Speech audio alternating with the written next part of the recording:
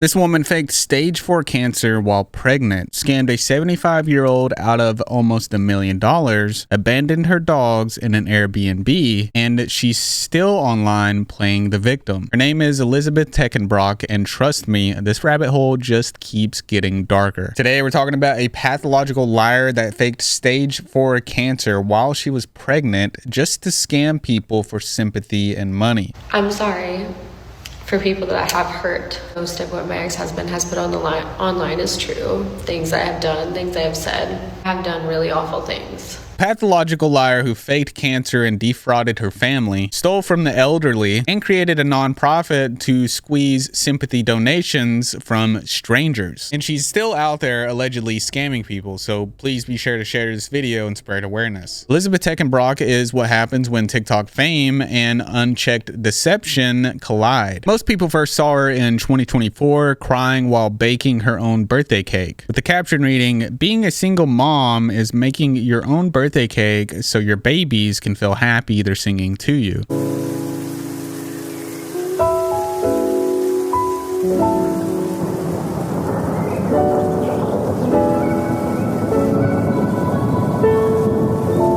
This video went viral with over 80 million views, but behind that emotional moment was a con. Elizabeth didn't even have custody of her children, and that's just the beginning. Born in Indiana, Elizabeth became a teen mom at age 16. Her lies started young, where she once claimed that her son's father was dead, a claim that was easily disproven on a podcast called eLIESabethpodcast, where they've dedicated podcasts to exposing Elizabeth and interviewing people that are part of her life. In the podcast, The Cupcakes That Broke the Internet, they interview somebody that went to school with Elizabeth and discovered her lies. I don't know. Liz ultimately dropped out of cosmetology, allegedly after getting caught up in a pretty serious lie. So I met her in cosmetology school in 2014 at Avant-Garde, and that cosmetology school is no longer. I stuck with it. She dropped out. That's how we met each other. We were in the same class. It was me, her, and one other girl, and I was the only one that finished the whole 1,500 hours. She ended up dropping out, and I believe because she just got caught up in the lies, and she wanted a clean slate from my understanding. She told the whole cosmetology school that C, her oldest son's dad, was dead, deceased. She never went in detail how or anything. Maybe she did and I just don't remember, but she definitely told the whole school that. And she basically got caught up in that lie because I, myself, and another girl went to a party, and there was C's dad, and we told the whole school, no, we met him. And I ended up leaving that party early, and she was like, "No, that's not at all what happened. That wasn't my baby daddy." And I was like, "Liz, yes, it was." And so we went back to school and we told everybody, and then Liz dropped out literally 2 weeks after that because she realized that she fucked up. She could not get out of that lie. And even on her LinkedIn account, it showed that she went to Purdue University and that she got a Bachelor of Medicine and Bachelor of Surgery. And it's important to note that she also labeled herself as the founder of Fear to Fierce, which is a fraud that we will discuss later in the video. And she also had an alternate LinkedIn account saying the same thing. One person would tweet and say, "I've crawled out of protecting my tweets," just to remind everyone that Elizabeth Teckenbrock says she has an MBBS from Purdue. Small problem, MBBS isn't a US thing, and certainly not at Purdue. So she claimed to have a medical degree from Purdue, a university that doesn't even offer one. And even her own family says that she never attended college. To family, Liz never went to college.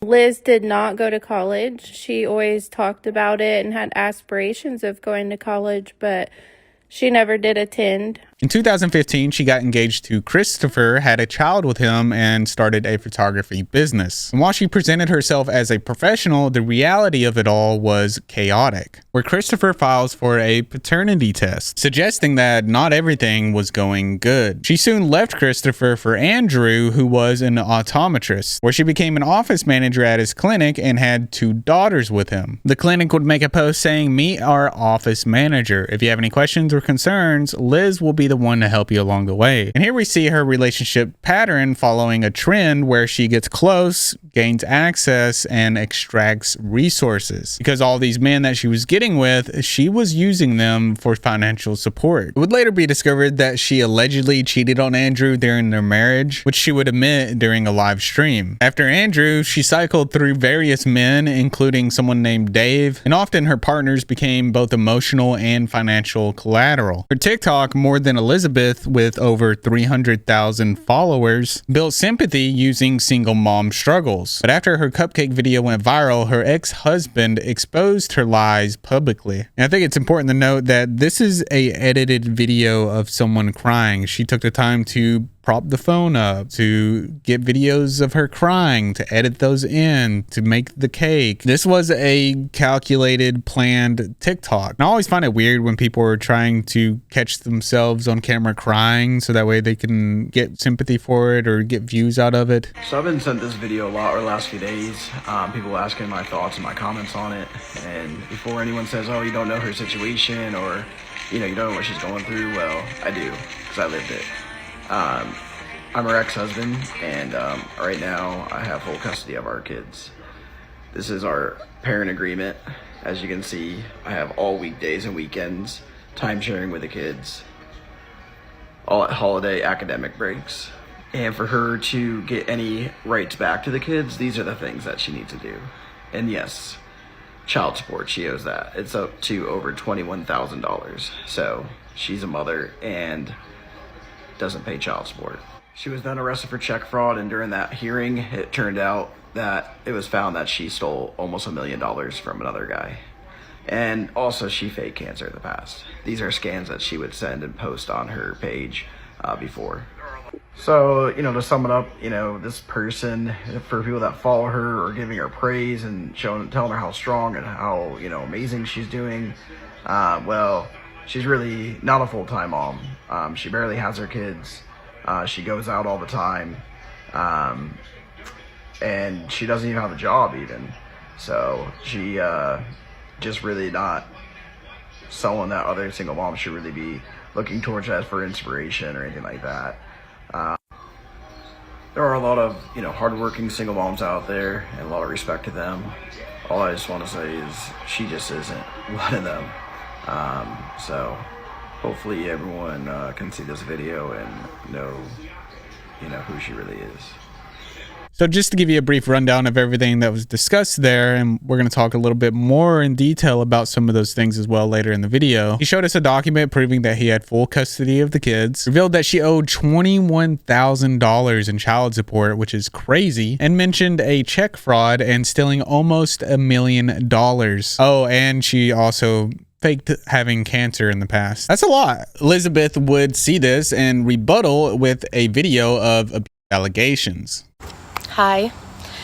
I want to first start this video by saying this is not to bring a single bit of hate to Andrew, and I will never do that. I haven't done that on my page before, and I won't do it now, no matter who he is, which has always been the case because I will never bring the parent of my children down, because that's not okay for them.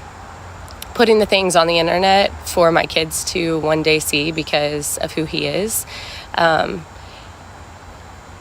I will never do it for them because it's not the right thing to do. So as you can see, Elizabeth starts this video out here by trying to seem nice, like the better person, saying she won't bash Andrew, but then she quickly shifts focus to Andrew's alleged abuse. Andrew is extremely, extremely abusive and has always been extremely abusive.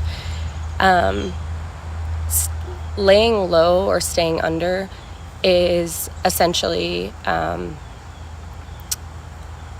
what I have felt a lot of years was the right thing for me to do.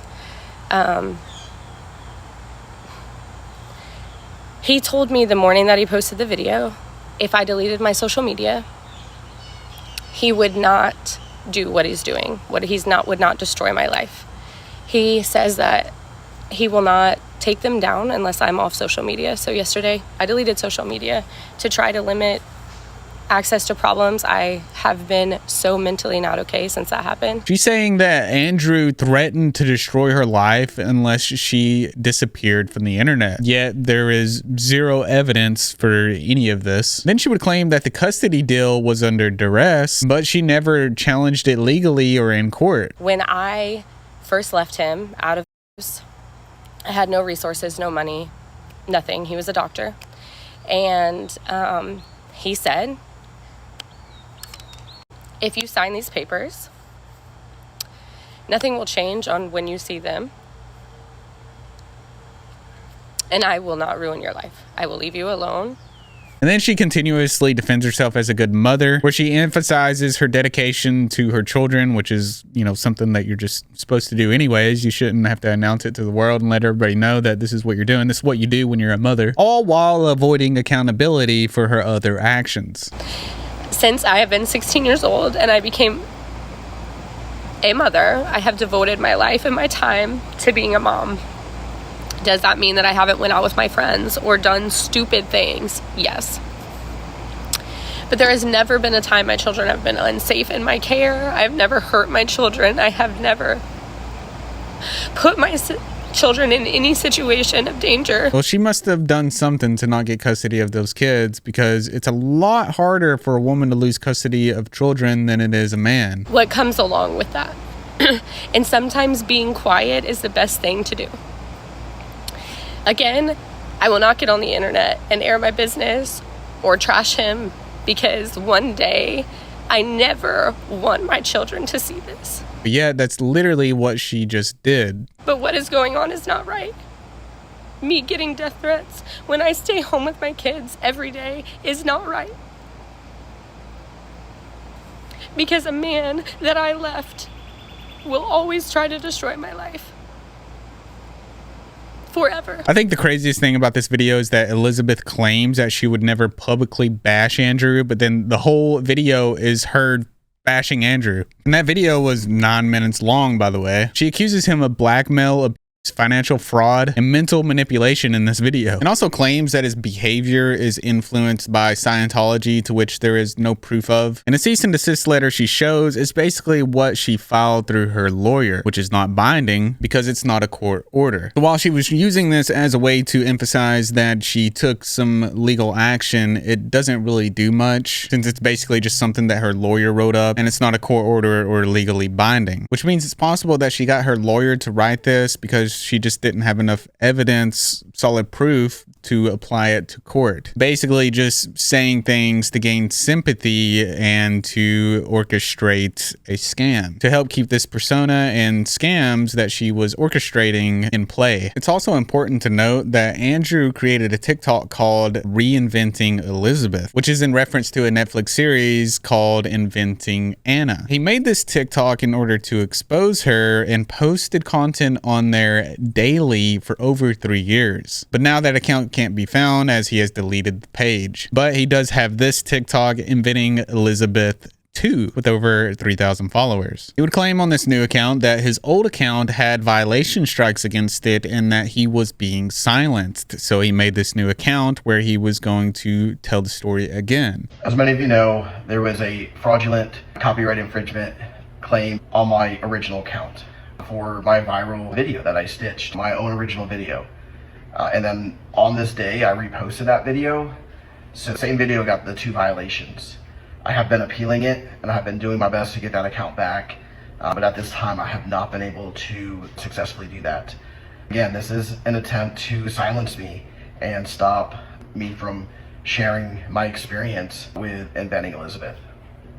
So I have had to create a new page so I can continue the content. Again, the content was not the issue. It was this fraudulent copyright claim that I am still appealing and trying to get the other account back. But in the meantime, I want to get back to the story So I'm going to be posting on this account. It's also important to note that he has another TikTok, dad.com, where he has another video similar to the one we just saw, where he talks about his account getting banned. There's also a website dedicated to Elizabeth that documents everything that she's done, to which Andrew claims that he had nothing to do with the making of this website. At one point, Elizabeth releases a TikTok showing DMs, alleged DMs between her and Andrew, and also shows where he has allegedly been calling her an obsessively alarming amount of times. This right here is my ex-husband, and I'm sure some of you have probably seen his stuff by now.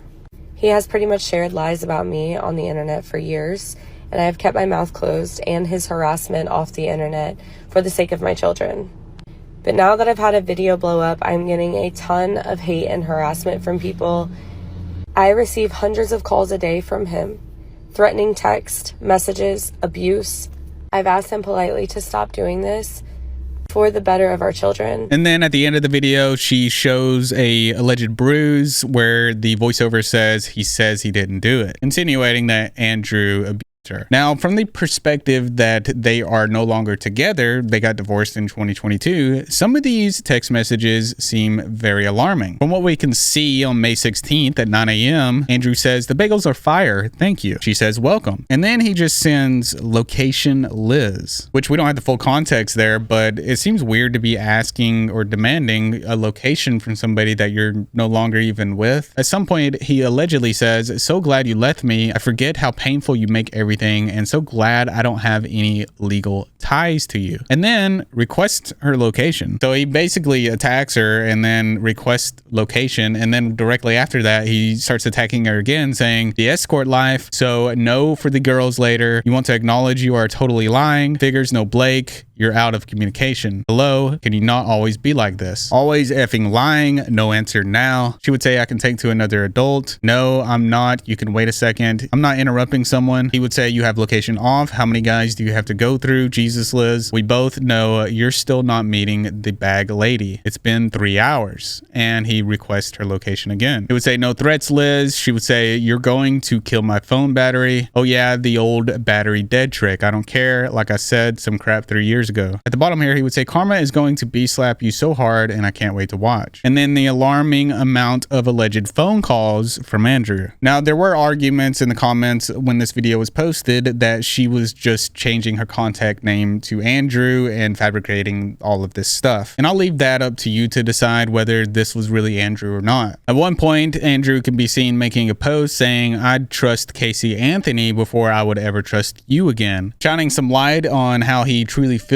about Elizabeth. For whatever reason, Andrew decides to leave a voicemail to Elizabeth with his daughter on the line, telling his daughter that her mom doesn't want to talk to her anymore. I'm going to play a little bit of a voicemail that was left to me by Andrew and the things that he was saying to one of my daughters.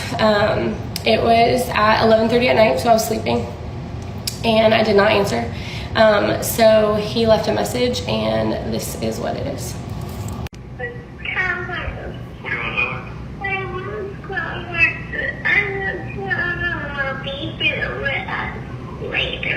You want her to be here with you? Yeah. I know that. I want to tell her. I know, she can tell her. I want to tell her now. Oh, she doesn't answer her phone. She has us blocked.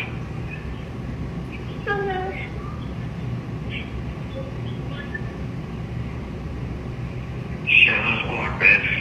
And his reasoning for this was that he wanted to, hurt Elizabeth, but in the mix of it all, also hurt his daughter by saying that she blocked us. She doesn't want to talk to us anymore. She doesn't want to hear from you or me or anyone. I tried to tell her. If you can imagine, as a mother, that was the hardest thing.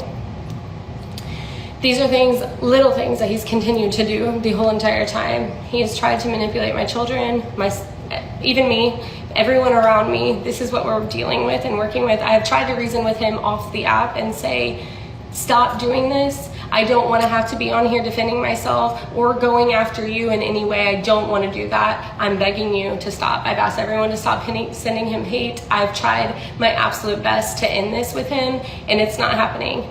At this point, I'm getting a lawyer. I'm going to not make another post after this. Even if he continues to harass me on the internet, I'm not going to say anything else.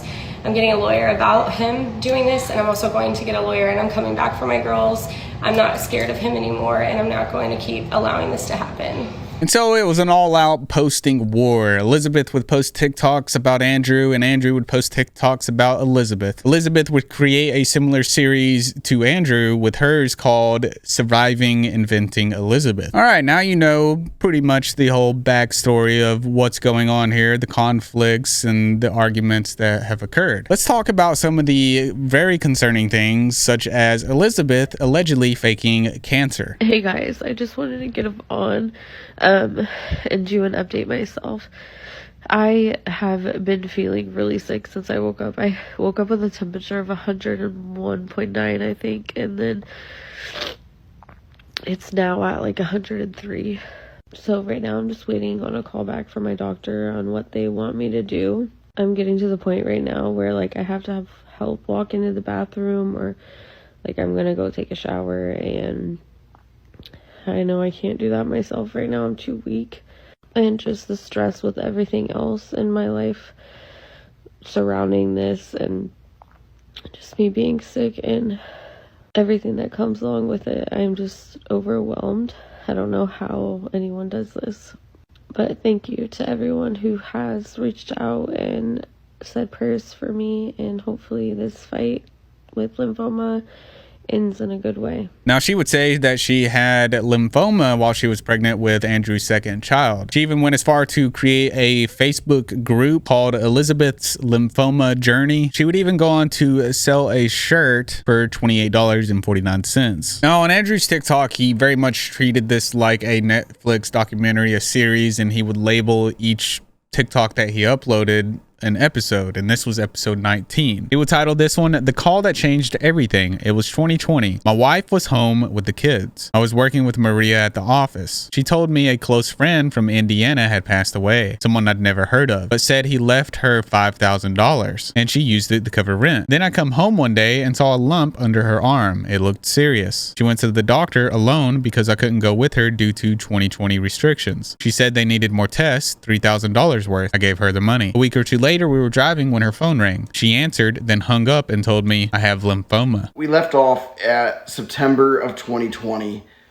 We have just moved into a house through a rental company. My wife is home with the kids, and I'm working with Maria now in the office, her friend. Overall, things are going pretty well at the office, and on the home front, things are going okay there. At this time, my wife started cooking a lot at home and started to get into TikToks and different things on her page for a cookbook. So she started doing these cooking series and making a cookbook, which I thought was great for her. It kind of gave her an outlet to do social media, something that I know that she enjoyed. It was one day in September, she told me that one of her really good friends from Indiana, this guy, passed away. She was very sad about it, very emotional about it. She said that that was one of her really good friends. I didn't really know who he was. I've never seen him or heard of him, but she said it was one of her really good friends when she was living in Indiana. Apparently, he moved to Florida at some point and was living in Florida, and not too far away from us. She told me that they were such good friends that when he passed away, he left her $5,000. I didn't really think much of it, other than she told me that she was gonna take care of the rent at this time. She said that she got the money and she was gonna be able to pay on the rent. I said, that'd be great if you can take care of the rent then. So this was in October, and she said she was gonna be paying our rent for the next, she's like, I can cover the rent for the next 2 months. So this would have been November and December's rent for us. So still in October, I get home from the office one day. Again, she's pregnant. So she has her normal, I would say, ups and downs like any pregnancy does. You have your good days, you have other days where you're tired. And then just with our life, with everything going on with Lauren, everything going on with Jeff still, not getting the money there, getting the runaround from both of them, the highs and lows of that. So I get home one day from work, and she has this lump under her arm, and it looks very concerning. So I tell her we got to go to the doctor. We have to check it out. This could be something very serious. So she goes to her doctor. Again, this is still in 2020. Some things are lifted. We are back at the office with masks, but this type of office was not lifted because obviously patients that are going to this type of doctor are higher risk, if you will. Obviously she's pregnant as well. So these doctor's appointments I was not able to go to even still. So she went to the doctors and they sent her for more testing. They said they needed to do a fluid biopsy and I believe MRI, CT, some kind of other scan. I don't think it was an x-ray, but some other scan along with a fluid biopsy.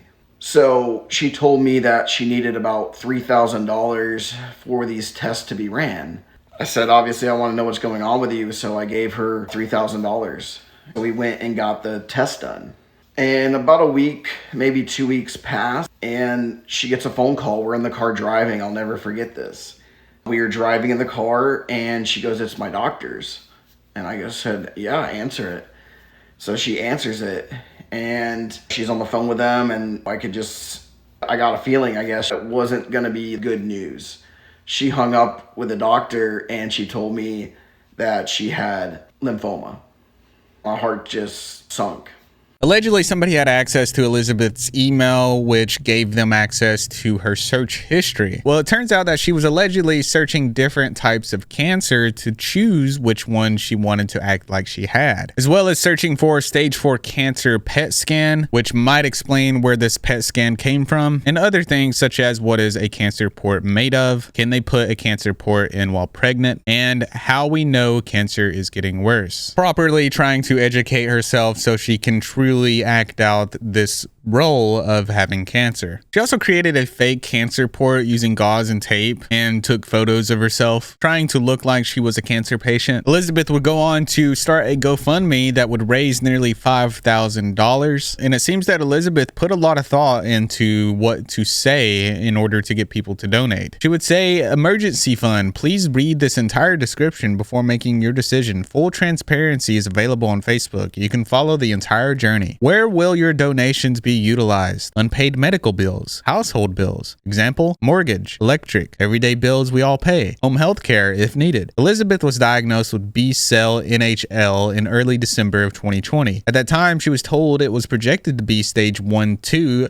but further testing was needed. As devastating as the news can be, she was given more devastating news. December 16th, 2020, it's stage 4. Stage 4 B-cell NHL that has infiltrated her lungs so bad that the team of doctors had discussions with her about being placed on the transplant list. Who is Elizabeth? She is obviously a daughter, granddaughter, sister, cousin, aunt, niece, and so on. More importantly, Elizabeth is a wife, a mother. What you don't know about her story unless you read this far is she and her husband have 3 beautiful children, and she is currently pregnant with their 4th. And she even goes into a detailed breakdown of the symptoms, which sometimes scammers try to avoid medical specifics for obvious reasons. They don't really know what they're talking about. But this is done in a way that feels very emotionally manipulative rather than fact-based. And through the research that I've done, she says here that she has a white blood cell count of 620. However, somebody with that blood count would be in intensive care in the hospital, which she wasn't. And then she says her hemoglobin was a 4 and should be at least an 8, which is dangerously low and would typically result in an immediate transfusion. Now, technically, these values could be possible, but the fact that she wasn't in intensive care and hospitalized for a serious length of time, and the way this is described reads more like fear-mongering for donations than a professional medical update, especially when she says full transparency is available on Facebook. A legitimate campaign usually provides direct documentation, photos, and or video updates. Saying go to Facebook for proof is vague and easily used to avoid scrutiny. At one point, someone donated $1,000, to which people made posts trying to warn him and alert him to get his money back. But wait, it gets worse. At one point, she sends an email to her school letting them know why her kids have been missing school so much, affirming that her kids know that she is sick. In this email, email, she would say, "Good morning. I wanted to send you an email. Blank has been picked up early twice this week, and he is missing today as well. I have recently been diagnosed with stage 4 lymphoma and have started treatment last week, so we have been adjusting and family has been helping. Blank is aware, so I'm sure he was affected, but not showing. If you have any work for him, could you send it to the front office this morning? My husband can grab it on the way to take him into my grandma's. They have been going there when the nurse comes for the first week. I just don't want them frightened." Well, frightened is exactly what she wanted them, because she wanted them to truly believe that she had this illness. She wanted them to be scared and to leave the house so that way she can continue faking what she said she had. And then an update would be made on her behalf on the Facebook page that she had made in order to follow her journey. And this is allegedly made on her behalf. It could have easily have been her. And there's a couple things that stand out in this post, and one specifically is she is back on the liver transplant list. There was no announcement made that she was ever off of it, so it seems a lot like she forgot that she said that a team of doctors had discussed with her about being placed on a transplant list, which makes it very much seem like that she was placed on a transplant list and never taken off. Not placed on a transplant list, then taken off the transplant list, and then put back on the transplant list. Why was she taken off in the first place if this was true? And another thing is that if a small part of your liver is damaged, you don't get put on a transplant list for that. They only put people on those lists if their liver is failing, completely failing. And then we go on to the lung transplant, which at this point we're talking about a multi-organ failure, which would mean that she should be in hospice care and not sitting at her house in her bed where she's not getting the proper care that she needs for these failing organs. And this whole post is just layered with manipulation, saying things like it's extremely aggressive. Treatment will also be extremely aggressive. It will be about 6 to 8 months of intensive treatment, and the treatment has about 10% chance of working. And then after that, she just doubles down with 2 organ transplants. If it was truly aggressive as she says it is, she wouldn't be at her home unless she was just preparing to die. Elizabeth would post another video saying, "Can we start a prayer chain? Pray I beat the 20% odds and make it through chemo. Today is day 3 since having my first round of chemotherapy. I have not kept 1 meal down since Tuesday. As the days go on, the feeling/pain is getting worse. I'm doing breathing treatments for my lungs. I mostly just cry all day because of pain, being sick, and wondering how this is happening to me." Andrew would post this TikTok video where it says, "If you donated to this person's GoFundMe," and then exposing a text message that I guess that he received from Elizabeth. And I'm not sure if she framed this as she got an email from the office and then copy and pasted it and texted it to him, all the information that she had, because typically you don't receive text messages like this from an office. He would say fake doctor updates and fake scans, showing the scans, and then showing where she made it look like she was getting injections. And then he would say, "So if you donated to this fake fund, please message me." And then we had this alleged text message that Andrew released between him and Elizabeth, where Andrew says they know you have cancer, where she basically says that she is going to have a cancer-free birth, a joyful birth, and not to talk about it or stress about it. To which Andrew responds, "What the hell does that mean?" She says, "Hold on." He says, "That's some bullcrap." To which she says, "Give me a second." So if you break this down, this is her getting caught in her lie, basically, where she says that she's going to have a cancer-free birth. That doesn't even make sense. If she has cancer, is she saying that she no longer has cancer here? Is that what's going on? And then she says not to talk about it. That's weird. Why not talk about it? You should be talking about this. This is awesome that you're no longer going to be sick. And then she's saying, "Hold on, give me a second," like she's trying to gather her thoughts so she can coherently explain what the hell this even means. Good luck. And as if you thought things couldn't get worse, well, it does, because Elizabeth's own father moved from Indiana all the way to Florida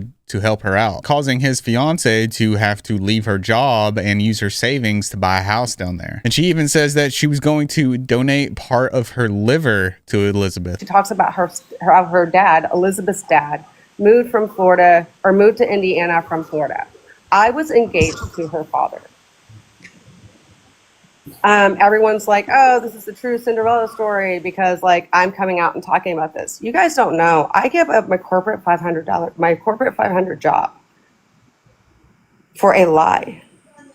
I emptied out my savings account to buy a house for a lie. So for those people out there saying, "Oh, she's had a troubled past and she didn't mean it," You guys don't understand how deep this really goes, and I'm really trying to hold my tears back right now because you guys don't even know. I now have a family that is dying of stage 4 cancer. And I am in Florida. I am no longer with her father. I think everyone can figure out why I'm not with her father. And I'm not here to like, I appreciate your prayers and everything, guys, but I'm not out here like Liz was out there saying that, you know, pray for me and my family, because we're not like that. We're not like that, guys. We don't want that. We're out to expose her. And that's why I don't tell people that I have a sick family member right now. And I am in Florida because of her lie. Because I stood beside my man and I made sure that his daughter was taken care of. I was supposed to give her part of my liver. So that liver story is true. You guys have no idea how deep this rabbit hole goes. And so many people are talking about it and they don't know because they didn't live it. I did. I lived it every day for 3 years, guys. And then in another video, her father's fiance says that Elizabeth has faked cancer 3 times. Absolute last video about this girl because I am not letting my feed be all about this. I just wanted to clarify some stories for you guys because a lot of creators are out there making these videos and I know they've got like partial stories here and there. I actually know Liz. I've known Liz for years. I have known her because I was engaged to her father. Okay, so I actually have legit background with her. I'm not just a creator on here talking smack or trying to get the views or anything like that. I do want to clarify something really big to all of you right now. This woman has not faked cancer once, not twice, but she's faked cancer 3 times.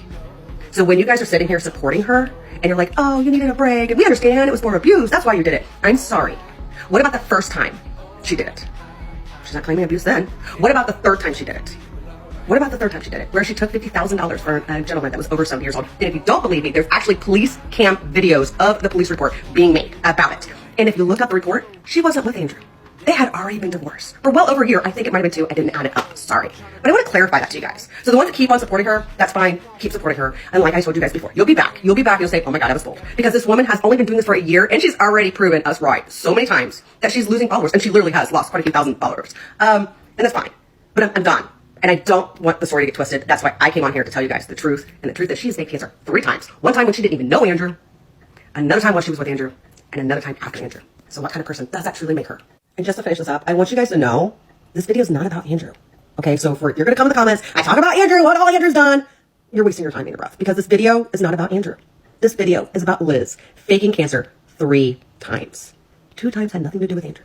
Elizabeth wasn't just fooling her parents, she was also fooling her friends, with one of her friends making a post on TikTok saying, my good friend since middle school got diagnosed with stage 4 lymphoma. If we could all take a minute and just pray. People in the comments would ask, how is Elizabeth doing? Is there an update? To which her friend would respond saying she has a Facebook group you can join to follow her journey. She is still doing chemo and is taking the little bit of energy she has to spend with her kids and husband. To help her liver infection, she would respond more comments saying she's doing okay for right now, but the cancer has spread to her brain and spine. And then in this post in 2021, they would say, how's she doing? She would say, good. She had surgery June 10th to have tumors removed. And then fast forward to 2024, someone leaves a comment and says, oh my God, I can't imagine the stress y'all went through for it all to be a lie. She would respond saying, I have proof she lied. Yes, she did. I have proof. She lied about it. You're joking, right? I really hope she gets help if that is true. No, we all just found out. And then she would make this Facebook post to inform everybody about what happened, where she would say, everyone buckle up. I wasn't going to post anything and just mind my own business, but I'm literally sick to my stomach. I've known Elizabeth since 8th grade. Back in 2020, she said she had stage 4 lymphoma cancer. Had a GoFundMe. People donated money. Stuff off Amazon wishlist. Food. People kept saying she was lying. She deleted everything. Well, I still talk to her, would ask how she's doing, blah, blah. She told me different stuff each time. I have all the proof. She later told me it spread to her brain and spine. I mean, I know miracles happen, so fast forward to today. She's living her best life. She told me back in September she beat stage 4 cancer and rang her remission bells in October of last year. She randomly got divorced and now is living her best life. She lied to a bunch of people and stole money. my family included. What makes the whole thing even more sickening is her own family was in on it. I can't wrap my head around that someone would do this. And the fact I was there for her, a good friend, and everything. I was going to stay quiet, but I can't. Elizabeth's own cousin would also make a video coming forward talking about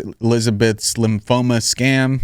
Whether you want to believe it or not, this really did happen, and she did 100% fake having stage 4 lymphoma cancer. You do not know the trauma it caused my family. You do not know the trauma it caused my grandparents. You do not know the trauma it has caused Andrew. I don't know what more proof you need. Whether you want to believe it or not, it did happen, and you should all be ashamed of yourselves, especially these creators who are coming to this app, posting so boldly about it, sharing this information on their platforms that they have millions of followers on, when in reality they're spreading misinformation.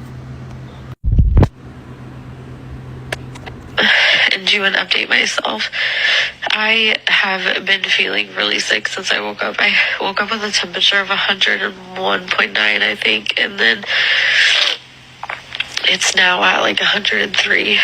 So right now I'm just waiting on a call back from my doctor on what they want me to do. I'm getting to the point right now where like I have to have help walk into the bathroom, or like I'm gonna go take a shower, and I know I can't do that myself right now. I'm too weak. And just the stress with everything else in my life surrounding this, and just me being sick and everything that comes along with it. I'm just overwhelmed. I don't know how anyone does this. But thank you to everyone who has reached out and said prayers for me, and hopefully this fight with lymphoma ends in a good way. To which Andrew eventually discovered the fraud by calling the facility that she allegedly visited. Told me that she needed to have a procedure done. There was like fluid on her spine, so she needed to have a procedure done at Tampa General. So the whole day that she had this procedure, it was really weird. Like, she was like, yeah, you're gonna go play golf while I have this procedure. And I was just like, what? Like, it didn't make a lot of sense to me. But she was adamant about it. So I remember she actually grabbed my golf clubs, and it was a very bizarre situation. She actually like snuck them through the backyard to the truck that I was going to be golfing, instead of going to the procedure with her, which I thought was odd too, because I didn't really want to golf. I would have rather been with her for this procedure. So we're driving Tampa General, and when we got to the parking area, and I basically was like, I'm going to park and get out. This very much reminded me of the time we were in Indiana, and she had this like panic attack and would not drive back to Florida with me. So we're in this parking area. She got like angry with me, furious, mad, essentially being like, you will not step out of this car on anything. You are to drive away. It was very bizarre. But about to have a procedure, like, what are you supposed to do? I dropped her and went to a golf course. Finally start playing a few holes, and then she gives me a call and she says that she's done. I said, okay, do you want me to come pick you up? She says, no, I'm gonna Uber to you. She Ubers to me. And I was trying to see if she had, because she had a procedure done on her neck and spine area. I was looking for like bandages and, and she was just acting very weird. To me, she acted more drunk than anything else, in my opinion. She just said it was because of the anesthesia that she was under, and she was just kind of loopy, and it was just very bizarre. But I wrapped up the golf game pretty shortly thereafter, because I just feel like she needed to be home and resting. So, we went back home. Because of how odd this situation was, I decided to call the place that she was going to. Next day, I decided to call to try and see if she is a patient there. So I started calling the facility that sent her out for this procedure, see if she's a patient. I said who I was. I said that, my wife, I said her first and last name and date of birth, gets treatment at your facility. And I just want to know what antibiotics she should be on, because she just had a procedure. Can you look her up? They looked her up. They could not find her. I said, okay, maybe it's under this last name, At this point, I didn't know if she legally changed her name or not when we got married. I gave her maiden name. Nothing. I thought on an off chance, maybe she used her mom's maiden name, because she goes by that sometimes. So I used all these different name combinations, and they said they had no record of her whatsoever. I was like, that's weird, okay. And so I called Tampa General next. And later, when Elizabeth got called, she claimed that she only had stage 1 lymphoma and not stage 4. My guess is that you're saying, can you address the whole cancer thing with your quotes, because the words didn't come up and that's a blocked list. And I've already addressed it. I'm not addressing it anymore. And I don't mean that rudely, so sorry.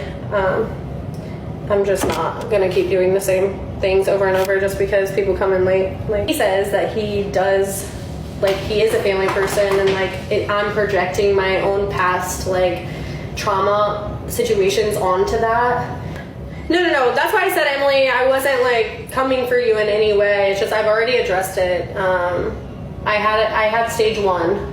It was exaggerated on the internet for sure. That was a mistake of mine that I used to get out of my marriage. I've already talked about that, but I did have it.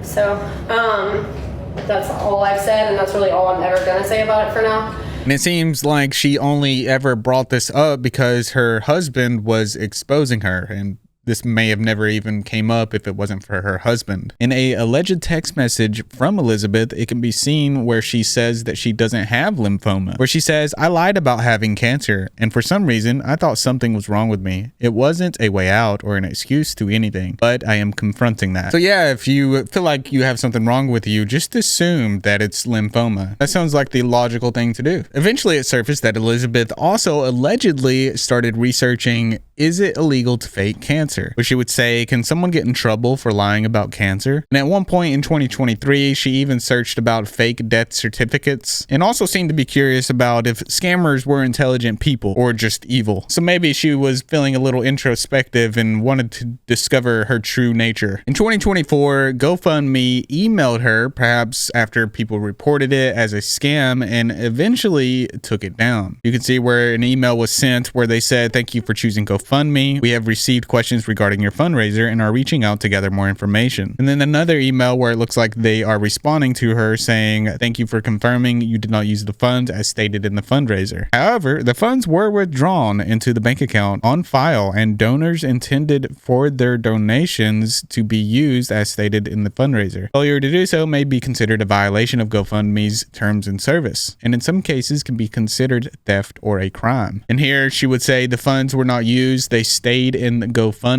and I do not have documentation. I do not use it. This was 4 years ago. No one uses it. No one for the funds. Which looks like she just typed this as fast as she could with a lot of emotion because it grammatically doesn't make sense. And if the funds were still there, then I mean GoFundMe would be able to see them. And here they can be seen trying to get documentation again. And then she would say, "This fund was creating not by me over 4 years ago," in which 4 years ago I emailed and said that to you guys, and I don't want any money from this, and please cancel this. So please look back for that email. And here GoFundMe can be seen showing an email where it clearly shows the GoFundMe that Elizabeth made and them saying, "If you're not directly responsible for these expenses, please send the full name and email address of whoever is." Which, you know, allegedly she's lying. And Elizabeth would double down on having lymphoma by saying in comments that you have proof I faked or the word of someone else. I didn't fake having it. And then during a live stream, she can be seen saying that the whole cancer thing was a bit exaggerated and she did it to get out of her marriage.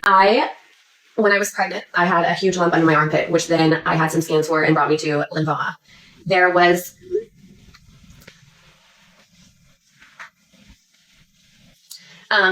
the whole entire scenario exaggerated to probably the fullest extent? Absolutely it was. I'm not going to deny that.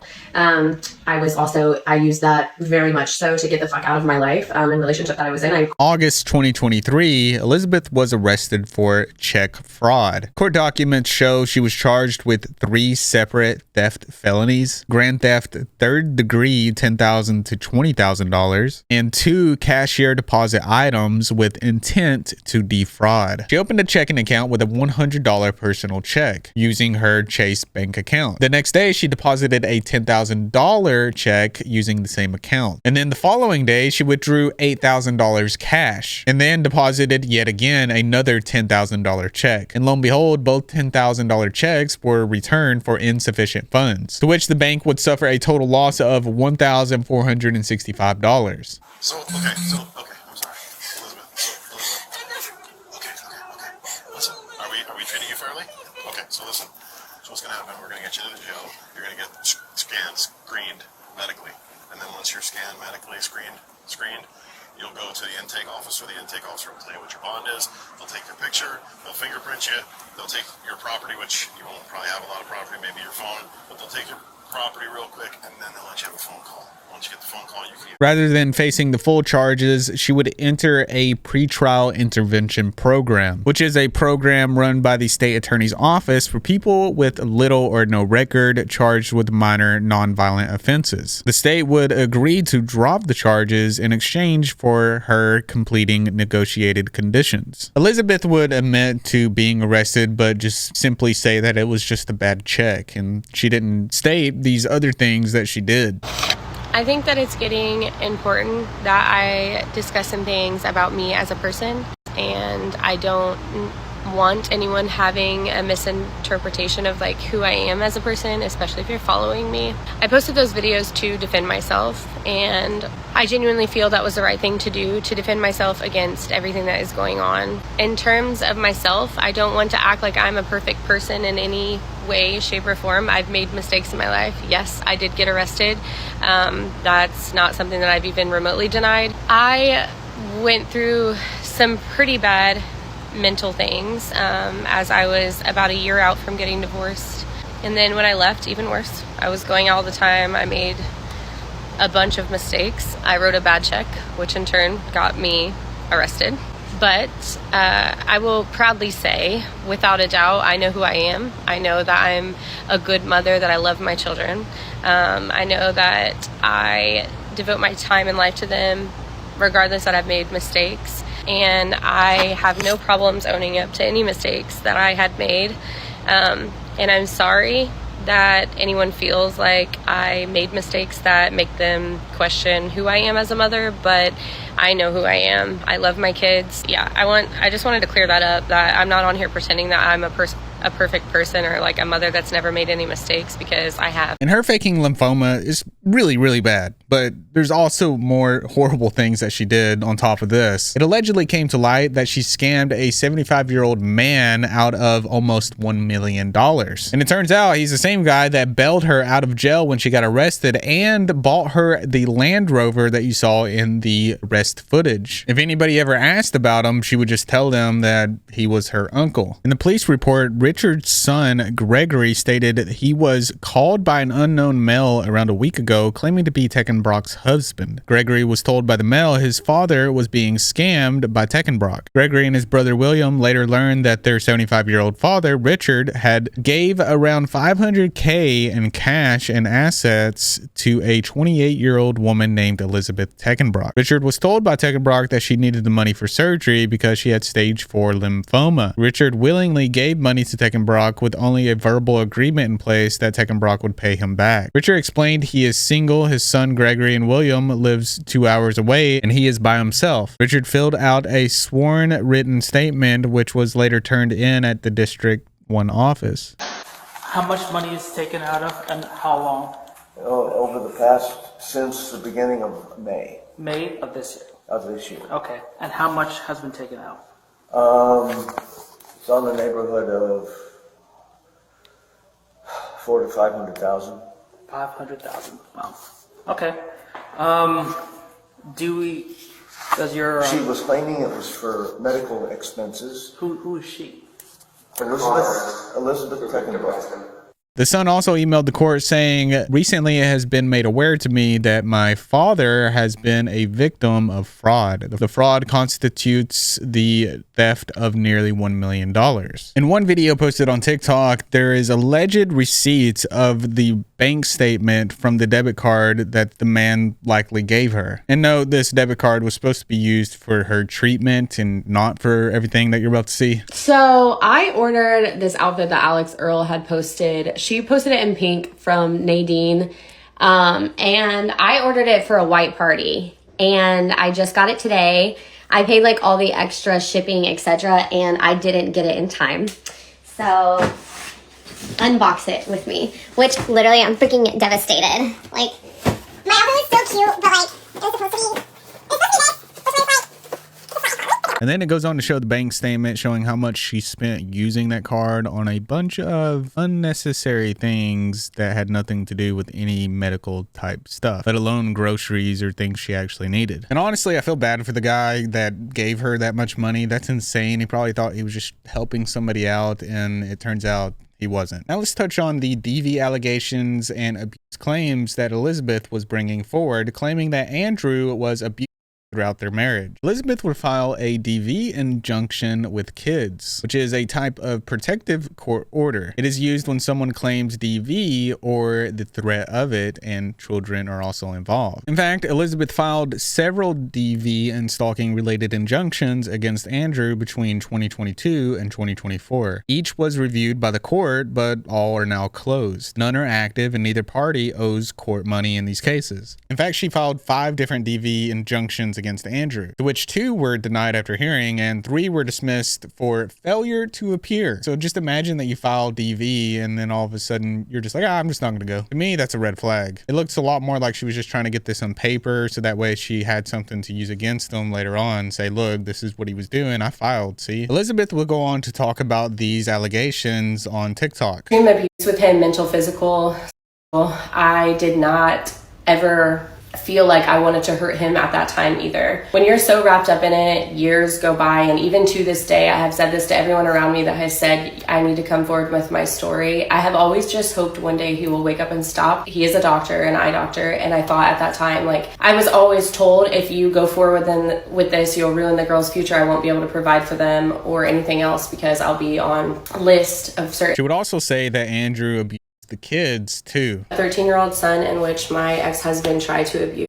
I had been abused by him for our whole entire marriage, but whenever it is something that he starts to do to your children, you then have to leave. In her first DV injunction, she alleged that Andrew hurt her son, where she would say, Andrew has continually harassing me. He has called me, texted me anywhere from 100 to 200 times a day, telling me that I don't answer and that he will ruin me. Andrew has called me a B word and a C word, yelling at all hours of the night with my children there. He is not on the lease or the home and refuses to move out. I have a 10-year-old son who he grabbed by the neck and pushed to the ground while calling him an idiot. He threatens that if I leave him, he will take my children from me. He follows me around the house in every room, harassing me. He has a previous injunction, which makes me scared because I'm worried for my safety and my children's safety. She then goes on to say that Andrew hurting her son was the final straw, but she still got convinced by Andrew not to go through with it. I had like an eviction on him to move because he had been living there, so I wasn't able to get him out, but he did refuse to leave in a house that he wasn't paying the bills and he was not on the lease there. I also state in this that for the very first time he had chosen to put his hands around my 13-year-old son's neck. That had been the final straw for me and when I was never ever going to. This was. But in another video, she clearly stated that he would never hurt them. Of abuse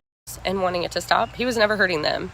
I stand by that. Elizabeth would go on to post wedding photos alongside images of alleged bruises, but search history would reveal that she searched photos of physical abuse on Ribs woman and bruise filter Instagram, and this was before filing the injunction. And one of the bruise photos that she uploaded was just 5 days after she searched for that on the internet. And then the first DV injunction that she filed was on the 19th, just 9 days later after she searched for that on the internet as well. And she didn't stop there because she would go on to make more alleged bruises on herself or that were from Andrew and post them to the internet for everyone to see. And she was even looking for a fake bruise app or a bruise filter for Instagram. She would later admit in a voicemail to Andrew that she was going to make a video explaining that Andrew didn't physically abuse her. I did not answer. I did not call back. But this is some of the tactics that she uses. It's Elizabeth. You have me blocked, obviously. I'm not really even sure what to say other than I'm sorry. I know that you know that when I'm sorry, typically I'm at rock bottom mentally, but I've been at rock bottom for quite some time now. I'm going to make a video telling the internet that you have not physically abused me and really whatever else you'd like me to clear up. So if you could please give me a call on my cell phone so that we can have a conversation about how you want me to do it. I don't want it to be harmful to you, and I'm not asking you to stop your series. You can continue that. This isn't about manipulation. It's just about needing to get help so I can be a mom. So please call me back. And keep in mind, after this voicemail was Ultra last weekend in Miami, So she left this voicemail and then went to Ultra. And when she was confronted about the voicemail, she said that she only said it to see her kids again. I don't really want to hear from people about how they don't agree with how other parties are handling things. I will say I'm not going to talk much about my ex-husband. Past this video, I don't plan to ever say anything again. The one thing I will say is there's a voicemail that I heard he posted. Again, I do not look at his page, and that is the truth. And I don't do that for my own mental clarity. Out of sight, out of mind. I don't even like to face the things I've done in life, let alone watch someone talk about them. So I don't look. But I have heard. And with that being said, he posted a voicemail, I guess, that I said that I will get on the internet and say that he never abused me or sexually assaulted me. I did leave that voicemail. I also said on that voicemail, please let me see them. I will do and say anything. I will say anything you want me to. If it's you want me to tell the internet you never hurt me, I will say it. But of course, I knew he would probably end up sharing that voicemail, and the chances are that I got to see them slim to none. But I tried, and just like I always try, I have always tried and will always try until I can manage to do it on my own with help, you know. And with that also being said, I don't plan to speak about him at all. Now, I would trust Elizabeth if she didn't have a pattern of lying, and even herself says that she used to be a pathological liar. I used to be a pathological liar, and we're going to do a little series on the crazy ass shit I've lied about. Elizabeth has also created a nonprofit called Fear to Fierce, specifically to capitalize on sympathy after the viral cupcake video she made, allegedly. And supposedly this was to help DV victims. The website would falsely state that Fear to Fierce is a non-for-profit organization. In one particular video in the comments, she emphasizes that the organization is legitimate because it's registered with the IRS. And when you search for Fear of Fierce on IRS, no such organization is found. And also, a business in Florida generally needs to be registered with the Department of State called Sunbiz, but it's not registered with Sunbiz either. She would advertise a Tangled Tales Gala scheduled for August 17th. When people called, the venue confirmed that they have never heard of her event, but she was selling tickets with various pricing tiers, such as $6,000 for sponsorships. She even went as far as charging unauthorized reoccurring payments from donors. I posted this once before, and I was doxxed and harassed with my address sent to my event, thinking it's time that I need to come forward yet again. When Elizabeth first went viral, she was advertising a nonprofit organization called Fear to Fierce. During this time, I was just leaving a relationship in which I had experienced abuse and was becoming a single mother for the first time. While there was talk that the nonprofit was fake, she assured everybody in the comments that no, she did have a 501c3 status, is what I think it's called. And the whole website seemed legit. Plus she was discussing an event and everything like that. So I had decided to donate to the page. I donated a very minuscule amount, and then I sent her basically my story and why I was donating. Then it came out that the event was never organized, so I started doing some digging, and I made some phone calls, and I called Armature Works, which was the place where the event was supposed to take place, and they had said that they had never heard of her. I called, I want to say it was Sunbiz, to discuss the status of the nonprofit. They said that there was never anything filed, and she was not in the system at all. I called, I want to say the IRS. I looked on a website to see what the status was and couldn't find it anywhere. So I had sent another email just asking for my money back because there was no status to use on my tax refunds later. So I had sent an email out concerning this, only to find out that I had been blocked. Shortly after that, I don't remember if it was 1 or 2 days afterwards, $153 was removed from my account, claiming to be a recurring charge from TicketLeap, which she had turned on without my authorization. So basically I donated $10, and then a couple of days later, when she started to shut everything down and she was starting to get called out, a recurring charge hit my account and took $150 out. At this point, I was trying to reach out and be like, hey, what's going on? But she blocked me on everything. So I was pissed because that put me in the negative, which made it to where the check that I was depositing in my bank to rent a new place would not clear for 9 days because there wasn't enough money in the account to make sure that it cleared. So basically, I was at risk, me and my children were at risk of being homeless because she took this unauthorized charge. Again, I reached out, I tried to do all that, but she had blocked me. At one point, I did make a video. I was pissed. I was angry because she blocked me instead of discussing the matters with me. After I had called Tampa PD and the IRS and the FBI and submitted all of my information, I was able to get the money back and my bank account was credited through my bank. However, I did have to submit a report with the IRS, I think, is who I submitted the report with. That investigation is still ongoing as far as I know. I think it's still open. You can look it up. I don't know if other people had this happen or what, but like I said, she blocked me, and then I made my video where I was noticeably angry. I was cussing and I was all of that. And on that video, I had a massive wave of her followers saying that I was lying for Andrew, that I was just another pick-me girl for Andrew, that everything was blamed on Andrew. Everything was him. He was behind everything. What happened to me was because I was on his side, apparently, but I wasn't. I was on his side after I got scammed, but I am a completely different, I don't know him. I live in Minnesota. I will say, though, that Andrew did pay me back the money that she stole. Even though I got my money back, he donated $100 to my GoFundMe when I was rushing to find money to be able to move into a new house. He actually did more than she did. She blocked me. She sent her followers out after me by naming me in the comments. Her followers then found my address and my ex, because my address is listed under my ex's name too, sent my ex, who currently has an RO on him against me and is not allowed to know where I live.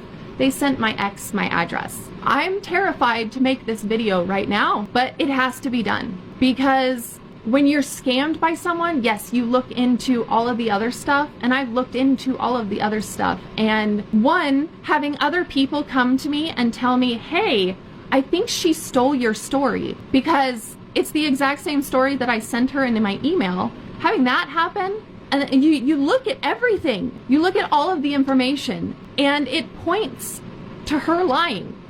Even her proof that she shows herself. If you don't take it listening to the words she says, it's a completely different story. She's a scam artist. She used domestic violence to get money with a fake nonprofit. There are other victims. We're just too scared to talk out.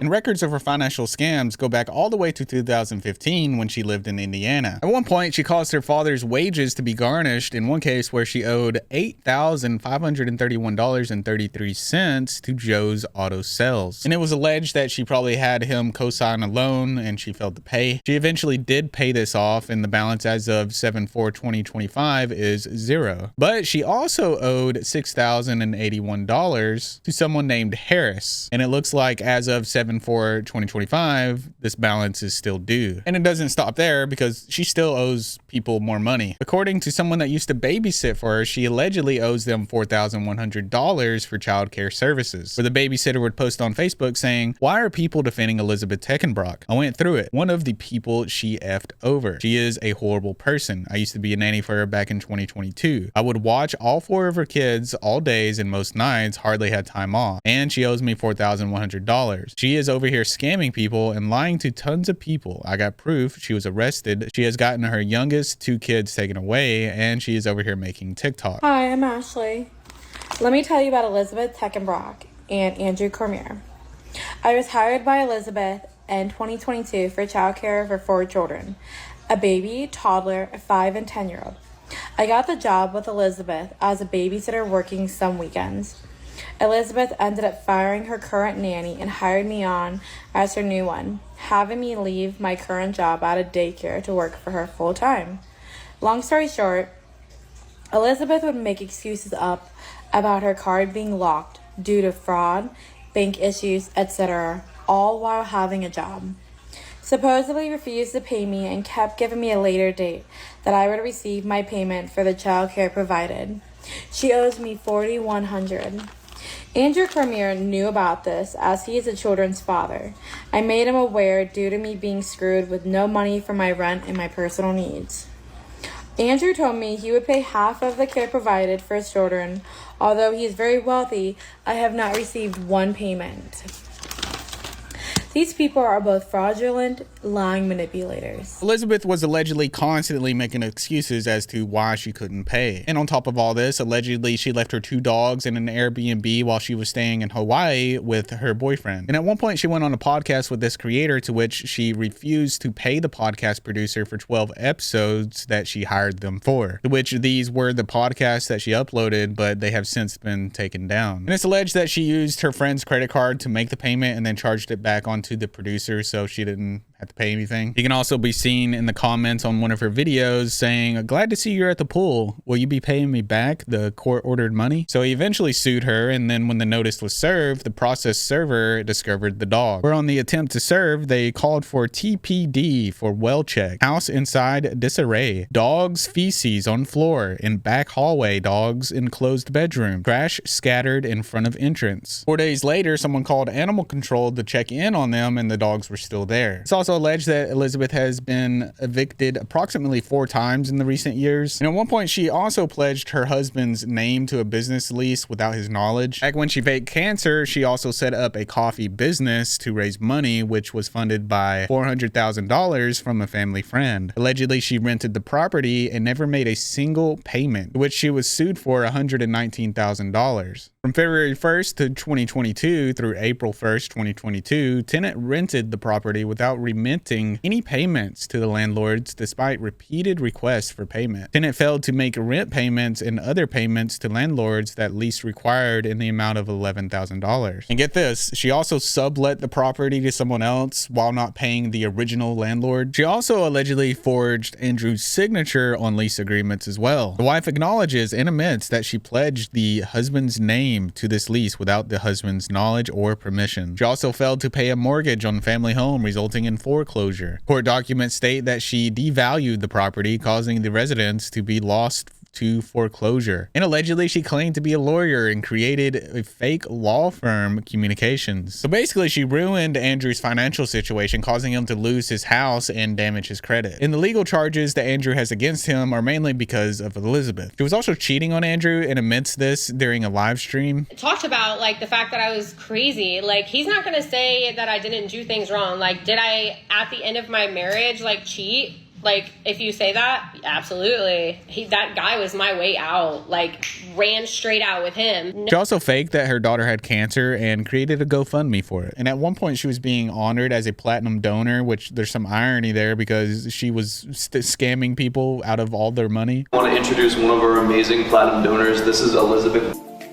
And she is just an amazing human being inside and out, and I can't wait for you to hear her story. Hi, I'm Elizabeth. I am really excited to be a part of this movement and raise money for a great cause and celebrate with everyone and also share my story and help other women out there. In a Reddit comment, they would say, well, now she only has Todd and Sam left in her personal life. The old man whose texts and emails were released showing he pressed charges against her for theft, and the boyfriend who ran to the ex-husband to tell him how horrible she is. And Todd Rice was someone she scammed, but he seems to support her because she paid him back by scamming someone else. And Todd and Andrew would get into it in the comments, with one commenter saying, another day and another Andrew is still the only one thinking about Liz post. With Andrew saying, this is about the creepy teacher, but so close, babe. Todd would say, no, I think it's about creepy Andy, always thinking about Liz and following her and wondering what she's doing. How much more money are you out? You know, the loan was paid back in full, so I don't know why you keep posting stuff. Leave me alone, quit tagging me, and keep me out of your drama. Focus on your own life. You scammed someone else to pay your lame butt back. I'll show proof of that. Also, I have more of you crying messages. Stay tuned, bud. And speaking of Sam, Andrew posted a video showing the text messages between him and Sam. And for those of you that don't know, Sam is Elizabeth's ex-boyfriend. And this video I'm about to show you was pretty long, so I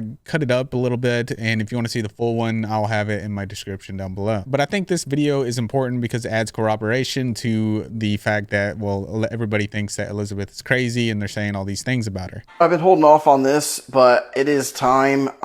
I know a lot of people doubt this communication happened, and I did get it confirmed that I could share this through Sam. So here we are. I am going to share the messages between me and him. There's some pretty diabolical things that occur, and nothing really surprises me anymore. But this might be a shock for some of you. So he was under the impression that I was supposed to be going to jail because I broke in and our stuff to her. So clearly she's lying to him about that. And then he thinks that her check fraud. I've been holding off on this, but it is time. I know a lot of people doubt this communication happened, and I did get it confirmed that I could share this through Sam. So here we are. I am going to share the messages between me and him. There's some pretty diabolical things that occur, and nothing really surprises me anymore.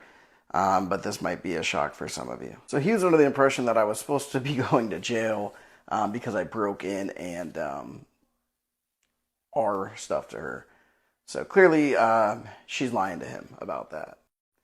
And then he thinks that her check fraud case that she has a hearing on the 8th for is for some kind of SADV case. So he has no idea that she's going to court for check fraud. She has him really confused. On top of that, he got some money for her, and she wrote him a few bad checks. Shocker. Because of those bad checks, he's gonna report her, and then he confirms that he's heard nonstop that about the DV and SA. He says he has so much to tell me. He did a job for her dad for $10,000, and said that check obviously bounced. He said it's really bad. He said even the grandmother is involved in it. And I said, what about, her roommate, M? He said that M is her little effing dog that lies and does everything to keep her lies going. Liz is literally a bipolar, schizophrenic lunatic, and no amount of therapy will fix her. He proceeds to say that they've been broken up for a few months, but she's obsessed with him, and that she cannot let him go. She constantly lies and about giving money to keep him around. This is when it gets really good. Basically, she kept saying that I could work for her dad, but that was a complete lie. Liz made him dependent on her so that she could have the upper hand. And I said, yeah, her dad works on a food truck. And he said, you have no idea. Then he proceeded to tell me that her dad got shot and unalived in March. And this is where sometimes I just have to laugh. It's like, but then he apparently faked his own unaliving, and he ended up in prison, and now he's out. So many effing stories. And then she proceeded to make up names and phone numbers pretending to be her dad to reach out to Sammy Boy. They're the dumbest lies a 10-year-old can figure out. But he's just playing the game. And again, this person that she says is her dad, that's not her dad's name. And then I added that, yeah, it's not only that she makes up fake phone numbers to pretend to be people, it's also emails too. And then yesterday, she told him she was pregnant. And we remember this because she was acting like she was pregnant the day before when she went out with Mama Riles. And she was drinking that night. But she told him that night that she was pregnant.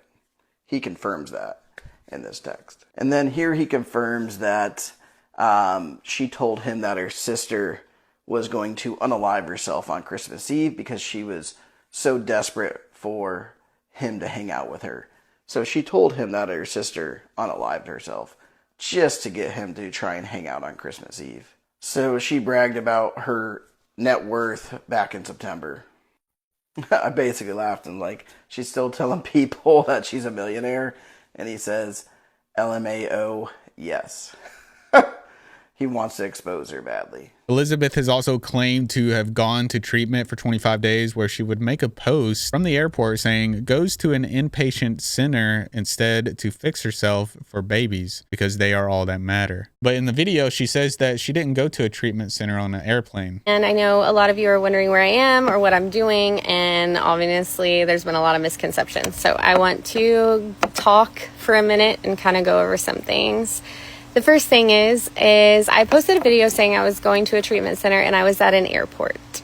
And I did not go to a treatment center through an airplane. But I have been in treatment. Elizabeth would go on to post a video claiming to take accountability, but would also still claim the abuse allegations. Are wanting a lot of answers from me right now, and I'm going to say some things you probably won't want to hear. The first thing is that I actually don't owe any of you anything. Be the person that I wanted to be, and I knew that I needed to document that to be it. And that's hard maybe for some of you to believe or even to understand, but that is the reality. Unfortunately, this space started to turn negative for me. Being said, I'm going to get into some things that I think that you want to hear, but aren't going to be the answers that you're hoping for. As a person, I have probably never in my life taken accountability for one single thing. I am like a wrecking ball. I pretty much ruin all the lives around me. And to be honest, I blamed everything on that for so long until I realized that just because I was born with it doesn't mean that I need to carry it with me forever. I am actually the only person who can decide to make the change. And I have been doing that. But I also want to make something very clear. Asking someone to grow where there is a situation weighing them down every single day because the other party does not want them to grow or does not want them to, is nearly impossible. Every day I wake up trying to fight to be a better version of myself for my kids, because that's really the only thing that matters. But I have craved this love and acceptance from everyone for a very long time, probably since as long as I can ever remember. I would do anything to get it. And that has put me in a lot of bad situations. I have lied for absolutely no reason in my life other than to get acceptance in a situation where I never even needed to. But that was how my brain was conditioned. And I am in charge of fixing myself so that I don't continue the cycle with my own children. I have made a lot of really terrible mistakes, and I have hurt a lot of people, and to those people I do owe explanation, but I do not owe it to you on the internet. There is an assumption that two things can't be true at once, that I did awful things and I became an awful person, but also that I deserved abuse. These days, she's been posting what seems to be like mental health content, with one post saying, medication I'm on to manage my BPD, ADHD, OCD, anxiety, and depression. And she pretends that she's moving on, not paying attention to anything that Andrew is posting about her. Do not look at his page, and that is the truth. And I don't do that for my own mental clarity. Out of sight, out of mind. I don't even like to face the things I've done in life, let alone watch some. He does this whole somebody sent it to me thing. That's what he's always saying. I don't look at her stuff. Somebody sends it to me. No, I look. Guess what? A bitch is always going to be honest over here. I look. I'll go look myself. I have a fake profile. I will go look. A second profile, not fake, but it's my Liz's backup profile, which whatever. It's my podcast profile. I will look. Bet your ass I'll look. And you don't want to know why? Because I screenshot every motherfucking thing for court. I always will. I will never stop doing it. I will screenshot everything. And he literally says, I brought it to the internet first. Are you playing? Be so for real. So it seems like she just forgets the things she says and contradicts herself often. And another thing she keeps doing is minimizing past actions and asking for forgiveness. It always ends up that way. And regardless, it doesn't matter. I've done it. And it is a cycle that I do time and time again.